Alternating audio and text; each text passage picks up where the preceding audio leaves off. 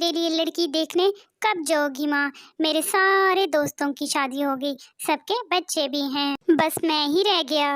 ہاں آج جا رہے ہیں ہم تمہارے لیے لڑکی دیکھنے، تیار ہو جاؤ تم بھی۔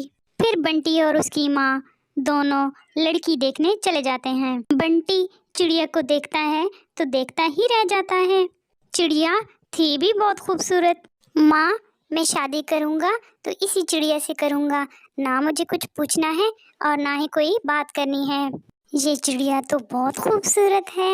بس پھر کیا تھا، دھوم دھام سے بنٹی کی شادی ٹنٹنی سے ہو جاتی ہے۔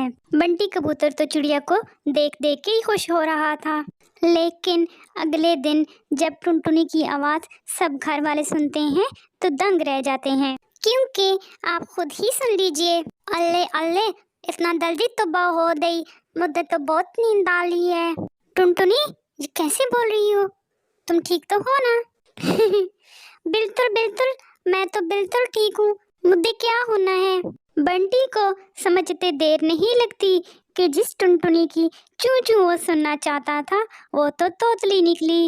اب کیا تھا، بنٹی سر پکڑ کر بیٹھ جاتا ہے، تبھی اس کی ماں وہاں آ جاتی ہے۔ ارے بنٹی بیٹا، بہو کو کیا ہوا، تم لوگ پریشان سے لگ رہے ہو۔ بنٹی کچھ بولتا اس سے پہلے ہی ٹنٹنی بول پڑتی ہے، اللہ تھاتو ماں تتھ نہیں ہوا، یہ تو بلا وجہ ہی پریشان ہو رہے ہیں۔ ارے یہ تو توتلی ہے، میرے تو باگے ہی پھوٹ پڑے، تمہیں ہی شوق تھا لڑکی کی صورت دیکھنے کا، دیکھ لی صورت، اب کرو پوری زندگی بیٹھ کے میرا سونا میرا بابو۔ ارے ماں تم بھی مذاق کر رہی ہو، میں اسے اپنے دوستوں کے سامنے کیسے لے کر جاؤں گا؟ بنٹی کو پریشان دیکھ کر ٹنٹنی بولتی ہے، اللہ آپ تو پریشان ہونے کی ضرورت نہیں، میں تو پلا کروں گی آپ کے دوستوں کے سامنے، میرے پاپا بھی میرے تو پلانے کو بولتے تھے۔ بنٹی اور اس کی ماں کو ٹنٹنی کا یہ آئیڈیا اچھا لگتا ہے۔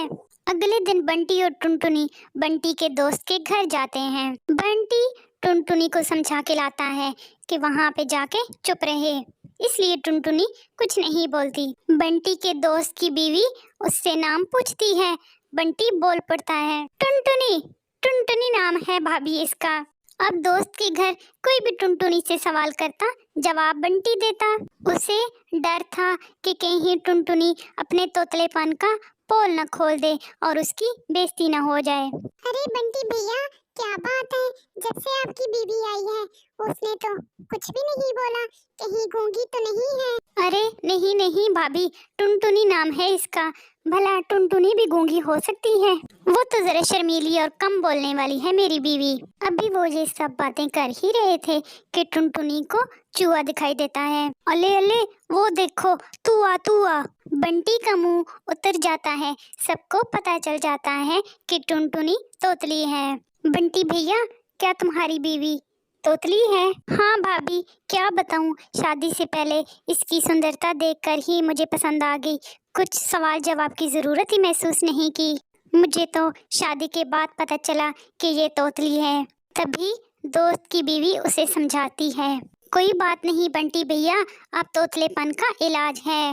اچھا بھابھی پھر تو میں اسے کل ہی ڈاکٹر کے پاس لے کے جاؤں گا، اور پھر میری ٹنٹنی کوئل کی طرح بولے گی۔